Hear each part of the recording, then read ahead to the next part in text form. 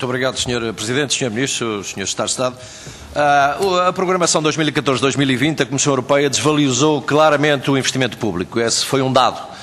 O Governo português, na negociação do Acordo de Parceria Portugal 2020, reforçou essa desvalorização. O sentimento que temos é esse. O investimento público claramente é colocado numa situação secundária.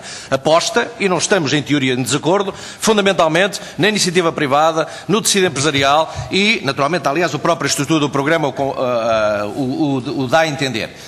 Nomeadamente no eixo da competitividade e da internacionalização. Mas, Sr. Ministro, a realidade do nosso país, em termos de dimensão das empresas, é que 95% do tecido empresarial são pequenas e médias empresas, que têm constrangimentos enormes, têm dificuldades de acesso ao crédito, têm muitas dificuldades de poder ter capacidade financeira para, efetivamente, rentabilizar os recursos que estão disponibilizados no quadro comunitário. Eu ainda ontem tive uma reunião na Associação Empresarial de Viana do Castelo, com a estrutura da Associação Empresarial e do CEVAL, da Confederação das Associações do Alto Minho, e o quadro é este: a desconfiança, a dificuldade, a incapacidade de crédito. E, portanto, eu pergunto, Sr. Ministro, como é que vai ultrapassar este problema da dificuldade da grande maioria das pequenas e médias empresas em Portugal de poder capacidade financeira para poder rentabilizar estes fundos? Eu pergunto-lhe, por exemplo, onde está o Banco de Fomento? Onde mora o Banco de Fomento, que supostamente está idealizado para fazer um apoio significativo às empresas e uma boa rentabilização dos recursos financeiros do quadro comunitário? Este é um problema que nos preocupa seriamente, mas não é a nós, Partido Socialista. Preocupa o tecido empresarial de Portugal, preocupa as pequenas e médias empresas e, particularmente, as empresas dos territórios mais desfavorecidos.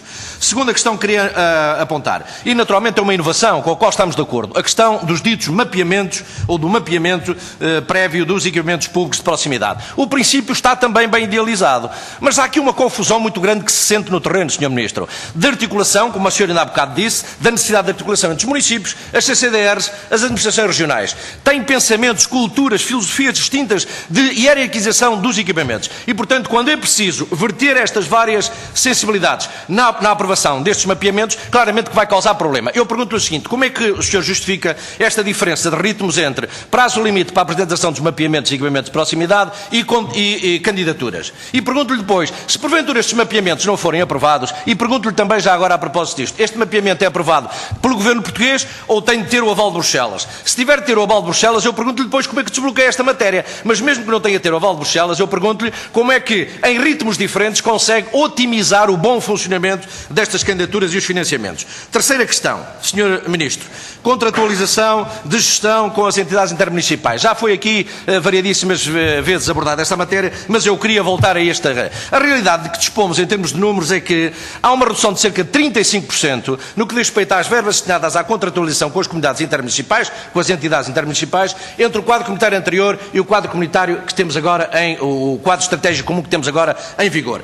35% de diferença. Entre 2007 e 2013, o valor, como o senhor afirmou, era de 1.500 milhões de euros, ou seja, aliás, falou em 1.400 milhões de euros, o dado que eu tenho é 1.500.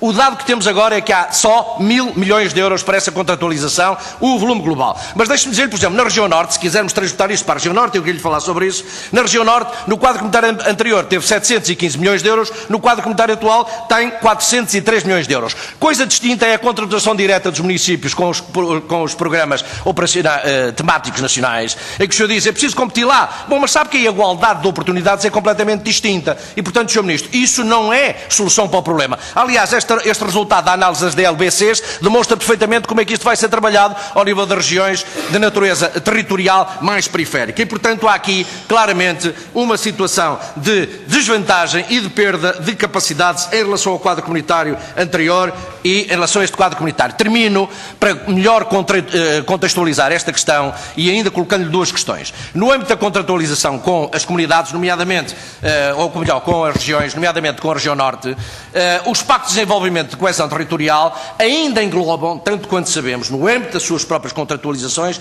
por exemplo, dois tipos de verbas: para contratos de inserção em emprego, essencialmente geridos pelo IFP, e para planos integrados de combate ao insucesso.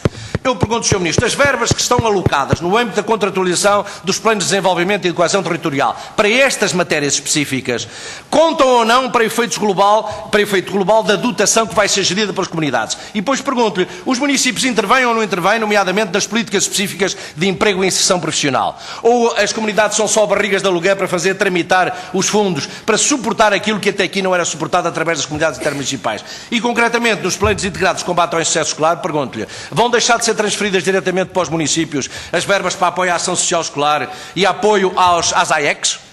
Ou não? Ou continua o Ministério da Educação a transferir para os municípios, mas para além disso, os municípios através dos PDCTs vão poder também beneficiar desta questão. Última e nota, regeneração urbana.